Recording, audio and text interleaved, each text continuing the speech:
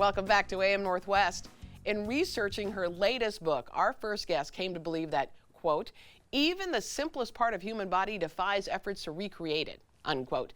But that doesn't stop people from trying. Here to share fascinating insights from Replaceable You, Adventures in Human Anatomy, we welcome back New York Times bestselling author Mary Roach. Great to see you again. Oh, great to see you. What inspired or who inspired this? This book came about partly from an email from a reader who was like, you should do a book about professional football referees. And this says, what? Nothing.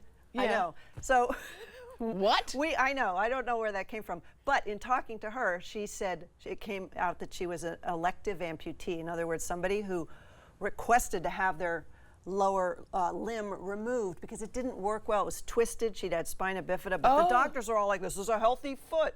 She's like, yeah, but I can't walk on it. Yeah, so it took her years to find a surgeon who was willing to amputate. So I was like, whoa, that's interesting. Yeah. Wow. Yeah. Okay. So that got me rolling. And you did a ton of research. What kind of research did you do? Who did you talk to? Oh yeah. I was at a bioprinting lab at Carnegie Mellon. I was at a lab down in near San Diego where they were attempting to grow from stem cells follicles that they could transplant on people's heads, because if you do a hair transplant, eventually you run out of the stuff on the sides and the back. Yeah. Right. So if you could just keep, growing it, so they were growing. They had sort of a hair farm. Wow. Yeah. And speaking of hair, you talk about one of the first artificial bits of artificial hair that they were able to come up with was done in the 1970s.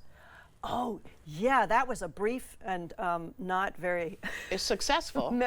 It was basically doll hair with synthetic hair, and there was like a dermatological crochet hook, and they were kind of like, but they were, you looked like a doll. Right. Because they were kind of far. You could see the holes. They were far apart, kind of like pluggy. Yeah. And they got infected, and you couldn't style them very well. No. And if your hair started to go gray, of course your doll hair would not stay the same. Stay the same. So that wasn't very successful. Oh my gosh. Yeah, but now they've come up with amazing things. Oh yeah. No, now the transplants work, they work quite well. You take hair from back here because hair back here isn't sensitive to testosterone, so that's not going to fall out. So if you take those follicles and you put them up here, they're not going to fall out. And that's called donor dominance, like the traits back here, you put them up top, they won't fall out. So you tried that. I tried that. I was like, while I was there, I was donating some of my follicles for research. Yeah.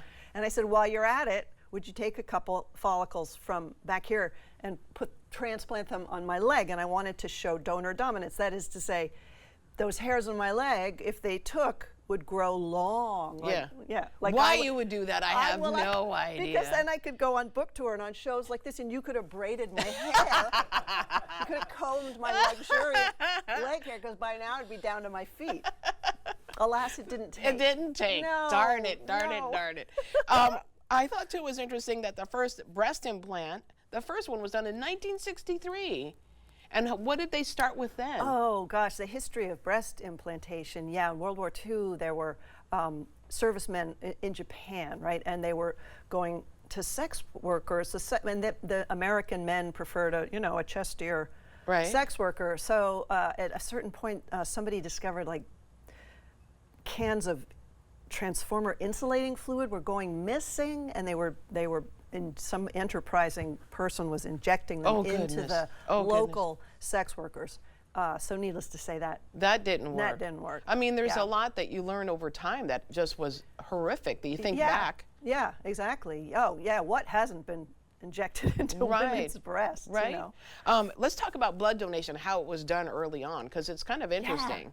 Yeah, blood donation, when they first figured out, well, look, we can put this material, we can preserve it, put sodium citrate in so it doesn't clot in the bag. You don't want it. You take it out of the body and it'll start to clot, but they figured out, hey, we can prevent that. So now we can have it banked, right? And people can donate. And so that, people were encouraged to come into blood banks, but the thing is that they were really squeamish. So the blood banks were set up, there's a wall. I've seen a photograph of this. There's a wall with holes, and the donor would stick their arm through a hole, and the person taking the blood is on the other side. so they'd never have to see the blood or the phlebotomist, the person taking the blood. Wow. Yeah. I think that is kind of creepy. Like, I would want to know the person taking my blood. Like, what's going on over there? Like, exactly. Be nice to me. Yeah. I don't want to look at the needle, but I want to know the person. You can always just look away. Yeah, look away. Exactly. Yeah. You talk about replacement organs, and the animals used for replacement organs most often are pigs. Yeah, pigs are. In fact, there's a trial starting this month. eGenesis is the company, and it's a kidney from a pig that's been genetically edited such that the organ, it's less pig-like and more human-like. So they've knocked out this protein that would make the human system go like, get that out of here. Yeah. Like, that's really foreign. So it makes it a little closer to getting a human organ in terms of how much immunosuppression you would need. So that's kind of amazing. There is one man still alive with I think it's about 8 months now, who has a pig kidney from this company. Wow.